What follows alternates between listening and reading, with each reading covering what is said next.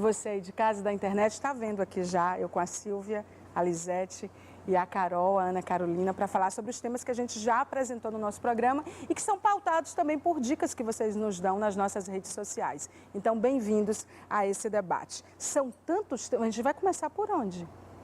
Porque cada tema é melhor que o outro. Primeiro, deixa eu começar dizendo boa noite, dizendo que eu estou super feliz que vocês estão aqui. É tão bom recebê-las. Aqui a gente falou da seleção dos filhos sem pai, porque é uma curiosidade. 6 dos 11 titulares do Brasil na Copa cresceram distantes do pai biológico. E tem uma pesquisa muito legal, que é uma pesquisa do IPEA, é legal no sentido de ser esclarecedora, né, que é o Instituto de Pesquisa Econômica Aplicada, que diz que 40% dos lares brasileiros são chefiados por mulheres.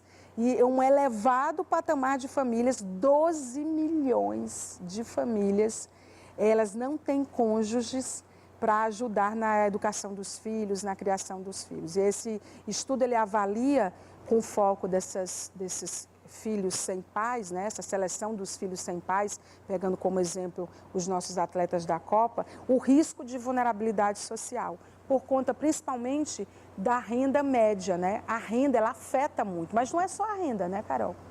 Exatamente, tem vários fatores que vulnerabilizam essas famílias, né? Se a gente for fazer um puxado assim das últimas décadas, a gente nem precisa ir tão para trás. Uma criança que crescia numa família sem pai, seja porque a mãe teve o filho sem se casar ou porque depois veio a de alguma forma se distanciar daquela pessoa, ela era estigmatizada. Né? As pessoas apontavam, filho de mãe solteira. Eu sofri bullying na minha escola, eu estudei praticamente a minha vida inteira em escola pública, migrei para a escola privada por conta do esporte, do vôlei, mas eu sofria bullying na minha escola porque eu era filha de pais separados. Eu era xingada de todas as formas. Isso não me afetou porque eu tinha outras bases, né? Principalmente familiares, da minha mãe e tudo, mas isso para mim, que você falou, foi uma realidade.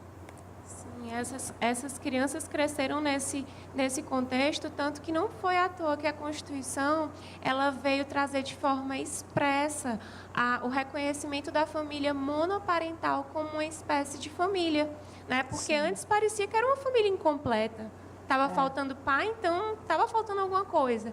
E, na verdade, não está faltando, né? Quando existe afeto, quando funciona... Até porque, só lembrando, você que é da área do direito, essa questão que antes até comentava com você, que foi a partir de 88, né? Sim. Com a nova roupagem da Constituição, foi que nos foi permitido testilar sem necessariamente ter a presença desse pai, né? A mulher passou a ter direito a ser também chefe de família, né? Eu, quando a minha filha, eu lembro bem de outro episódio, agora não com a minha infância e adolescência, mas da minha filha. Eu lembro que uma vez eu cheguei na escola da minha filha e numa reunião de pais eu me levantei porque as tarefas eram tipo assim, pegue a camisa do papai com botão e traga para a escola. Né, que eles pedem, é natural pedir objetos do cotidiano da criança. Aí eu me levantei na reunião e falei assim, quantas mulheres aqui educam seus filhos sozinhas? Quantas mulheres não têm uma camisa do papai com botão para trazer para a escola?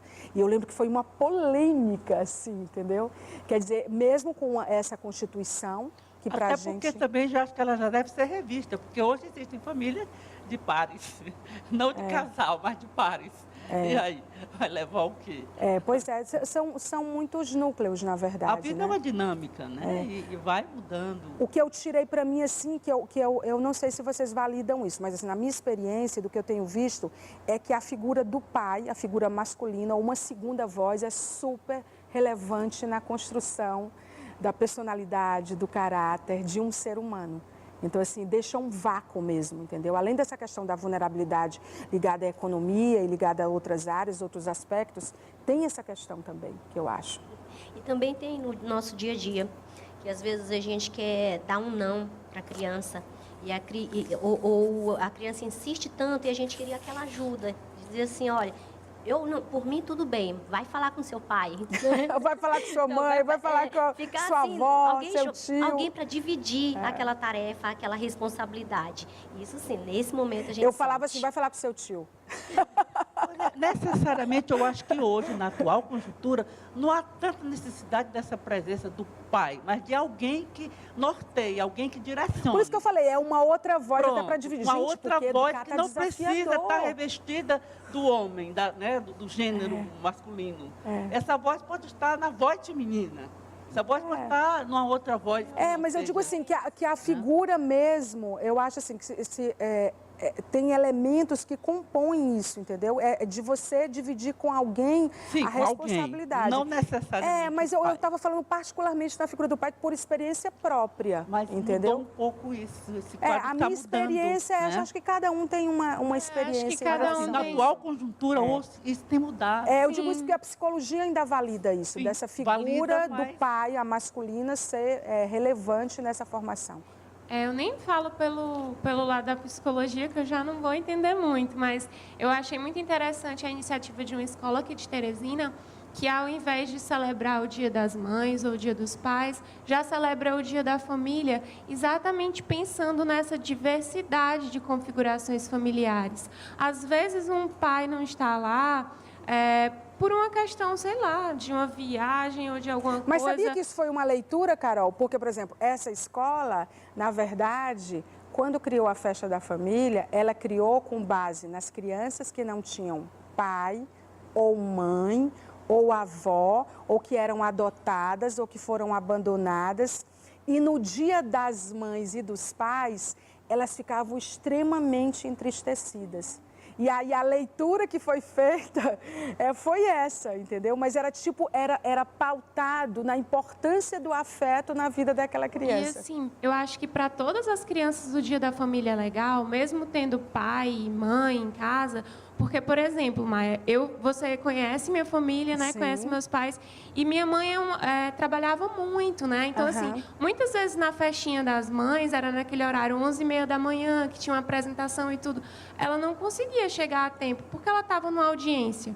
Em outra época, que não existia um celular, etc. e tal. Então, assim, se fosse uma festinha da família, eu poderia ter ligado para minha avó, né? Uma tia poderia ter ido comigo, ou até mesmo meu pai, se ele tivesse disponível. Mas tinha aquela figura, aquela necessidade de você estar apresentando uma figura específica, né? Seu porto seguro. É uma jornada mesmo, é uma jornada em relação a gente. Vamos falar de literatura e mulheres? A Carol trouxe esse tema, eu achei muito legal, que é o que as pessoas têm lido, produzido por autoras. Qual é a percepção desse olhar feminino em relação à literatura? Isso é interessante de saber.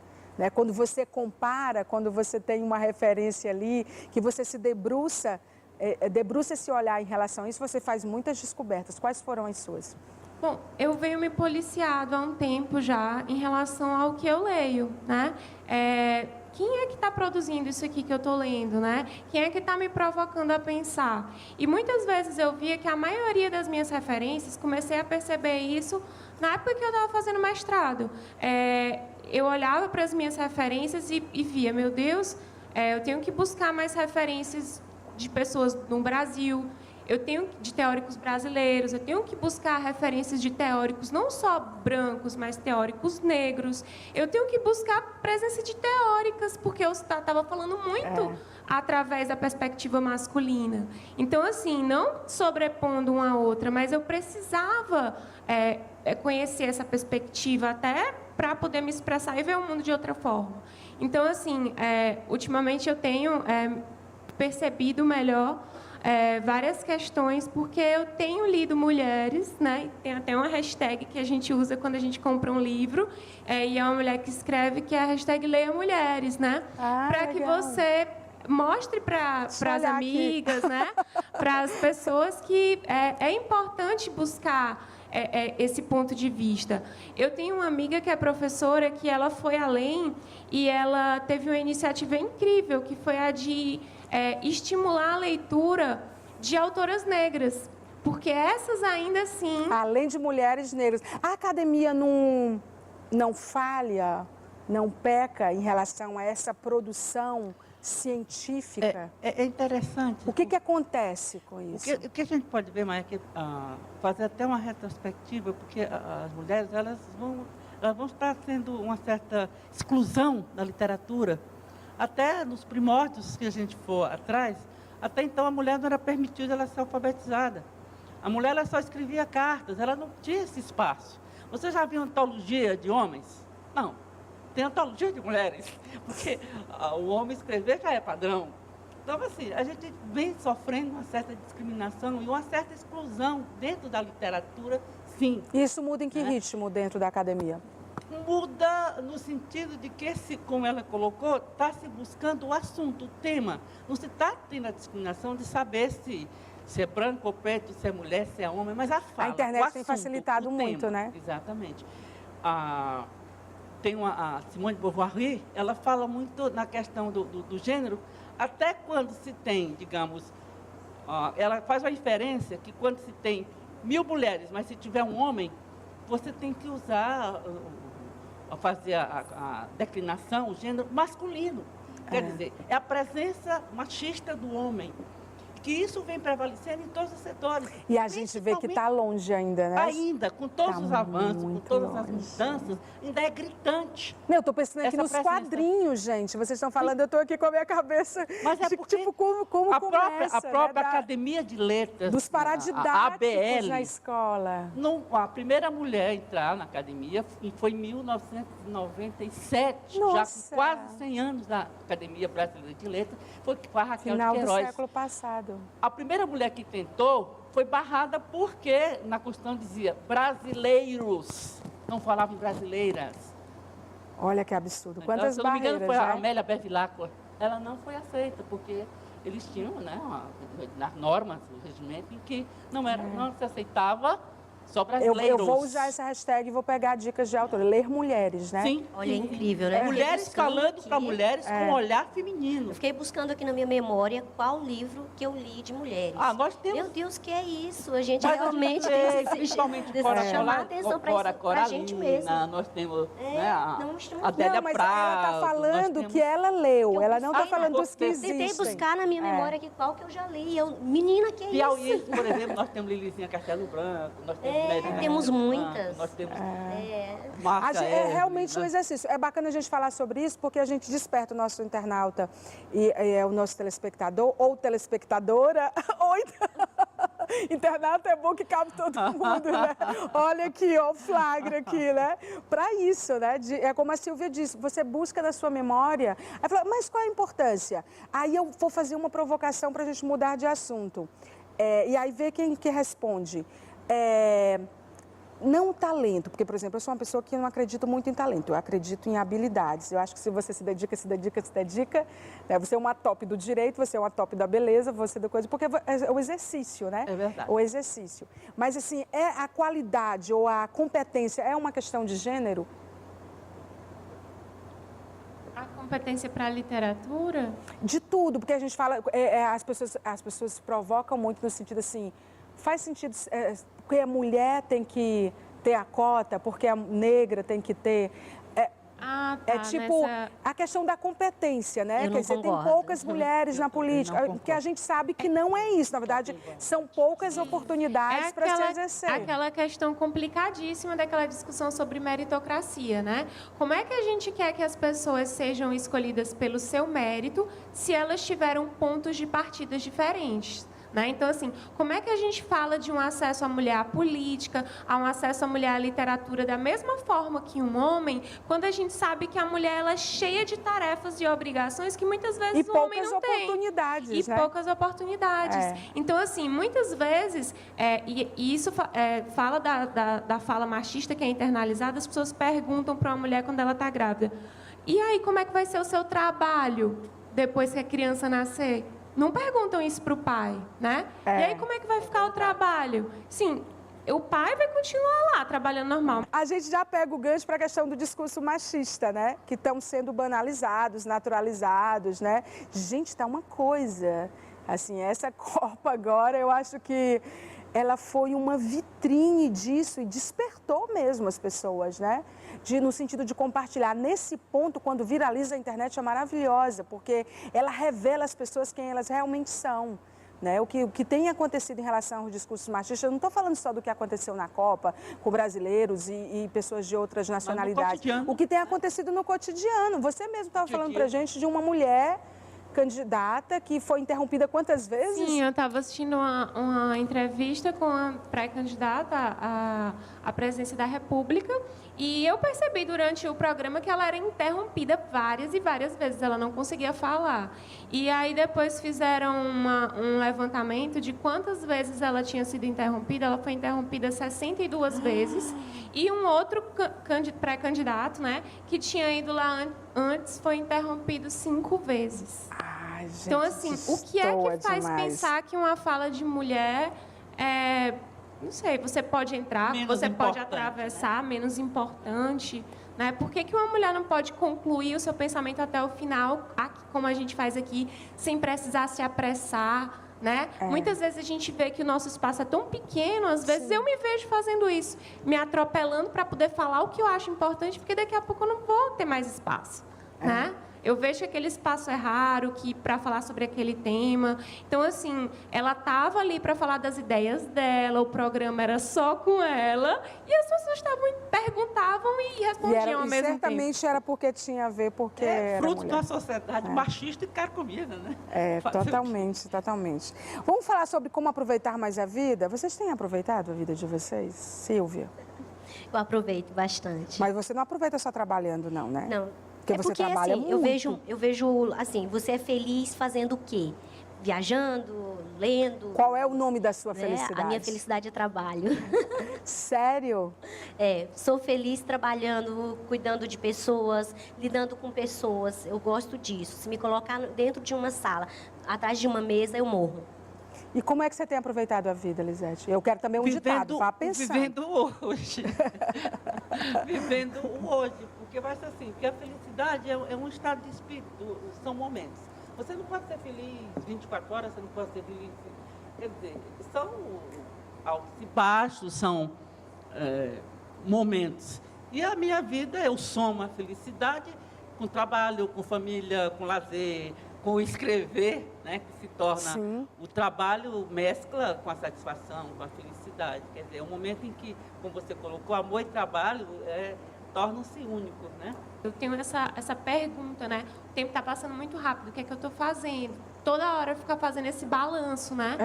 E é muito complicado, porque a gente sempre vai achar que tem momentos do nosso dia que a gente está fazendo aquelas coisas triviais e levam mesmo as horas do nosso dia e que não é realmente o que, sei lá, mas são coisas que a gente precisa fazer, especialmente no trabalho, pelo menos para mim, que tenho muitas tarefas burocráticas que não são tão empolgantes, né? A gente tem perdido, talvez, a arte de degustar a felicidade? Será? A gente tem problematizado demais? Porque eu acho assim que, a gente estava comentando antes do programa, a gente tem o hábito de fazer mais foco no que não temos do que no que temos. E aí a gente deixa de exercitar esse reconhecimento do que temos e da gratidão pelo que temos, né? A vida está tão louca que você não percebe. Você cria problemas, né, irreais. Você cria situações em cima desse Você problematiza mesmo, isso, né? A exaustão. Né? Eles são mais até fictícios, né? Você cria uma certa... Diante do quadro que você vive, de estar vivendo essa... O nosso cérebro é uma fábrica de problemas. É verdade. A gente está sempre procurando mesmo o que está E às vezes são menos reais, né? Sim, sim, sim. É por isso, sabe qual é o ditado? Eu era feliz e não sabia. Esse eu vou colocar. Deixa a vida te levar. Deixa a vida te levar, né, Silvia? A vida leva eu. Tem outro ditado, Elisete? Pode falar. Não, no momento não. Assim eu vou terminar lançando meu livro aqui. Mas fala, porque estimula Não, mas que eu não lembrei mesmo, eu estou tão empolgada com a... É marketing, isso eu não deixei tem problema. pouquinho. Eu confesso que eu estou cultivando o hábito diário de todos os dias, antes de dormir, quando eu acordo, falar com Deus e dizer obrigada. Eu tenho dito obrigada. E aí eu escuto os pássaros, eu digo obrigada. Porque escutar é um privilégio, ter pássaros para ouvir é um privilégio. Eu como e eu digo obrigada, Deus. Eu levanto, respiro profundamente e eu vejo aquela sensação de vida e eu digo obrigada. Eu tenho cultivado isso, isso tem que ser um hábito. Eu estou levando esse hábito tão a rigor, assim, estou sendo tão criteriosa com ele, que eu já falei aqui no programa, mas eu vou falar de novo. Eu coloquei no quadro a ressonância magnética que eu fiz da minha cabeça, porque eu fiquei impressionada com a dança, a coreografia daquilo que tem dentro da nossa cabeça. Eu falei, gente, obrigada, entendeu? Porque assim, é muito complexo, o ser humano é muito complexo, né? E a gente tem isso todos os dias, filhos saudáveis, ou filhos com problemas, ou pessoas com problemas, mas a gente tem essa coisa de enxergar a saída, a gente se vira, né? E quanta gente não tem uma coisa e tem outra, a gente sempre tem algo para agradecer, né? A vida você tem que ser grato, e assim, né? eu parabenizo, porque isso é muito bonito. E poucas pessoas têm o dom da gratidão, né? Às vezes tem tudo e só quando perdem é que vão dar valor. Aliás, são esses antagonismos que fazem com que a gente valorize o que a gente tem, e às vezes até em abundância, a gente não valoriza. No momento que a gente perde, é que a gente vai dar o devido valor, né? Comumente isso acontece. A gente tem banalizado a dádiva da vida, né? A gente tem um pouco tipo, cara, a gente levanta, vai trabalhar, tem tanta coisa acontecendo, Maia. tem tanto os pequenos e os grandes milagres, né? As pessoas que não enxergam e que encontraram outra forma de viver, as pessoas que não caminham e têm uma outra percepção do mundo, as pessoas que gritam e que a gente não escuta, mas que tem outras coisas, né? Isso é a presença de um ser superior. Eu né? sou grata a Deus e eu tenho feito isso diariamente. E tem sido mesmo, seu libertador, assim, porque é você também se desmobilizar de umas coisas e mobilizar o seu olhar e a sua atenção plena para outras coisas, né? Verdade, o tempo passa rapidinho e você tem que agradecer Nossa, muito. demais. Verdade. Gente, muito obrigada. Carol, Obrigada. só assim você veio aqui, né? Pois é, foi ótimo estar com vocês, assim, falar sobre esses assuntos. Eu nem vi o tempo passar, perguntei quanto tempo era. E esses livros, E o garota? tempo voou.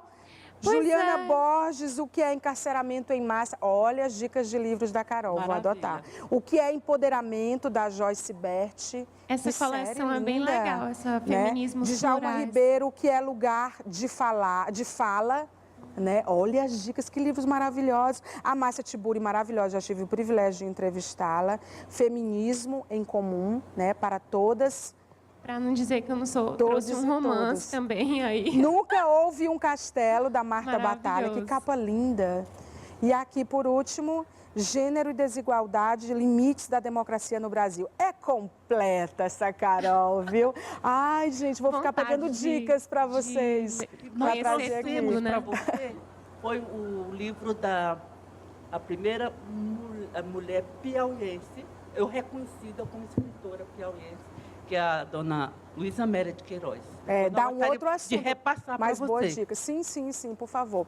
Queridas, meu tempo estourou. Lamentável, Gente, é um não é prazer, que nada, alegria Não é nada. estar com você. Eu vou para o intervalo comercial com a